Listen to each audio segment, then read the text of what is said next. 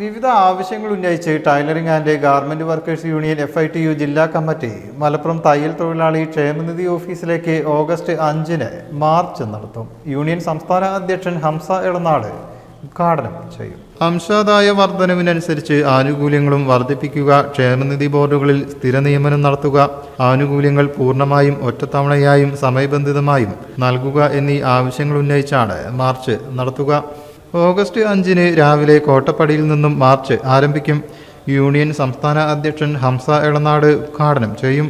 ഖാദർ അങ്ങാടിപ്പുറം, ആരിഫ് ചുണ്ടയിൽ തുടങ്ങിയ വിവിധ യൂണിയൻ നേതാക്കൾ ഭാഗമാവുമെന്ന് ജില്ലാ എക്സിക്യൂട്ടീവ് യോഗം അറിയിച്ചു.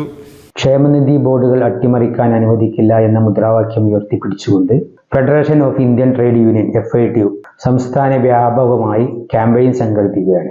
ഈ ക്യാമ്പയിൻ്റെ ഭാഗമായി tailoring and garment workers union Malappuram ജില്ലാ കമ്മിറ്റി വിവിധ ആവശ്യങ്ങൾ ഉന്നയിച്ചുകൊണ്ട് നാളെ ഓഗസ്റ്റ് 5 രാവിലെ 10:30-ന് മലപ്പുറം കോട്ടപ്പടിയിലെ ക്ഷേമനിധി ഓഫീസിലേക്ക് മാർച്ചും ധർണയും സംഘടിപ്പിക്കുകയാണ്.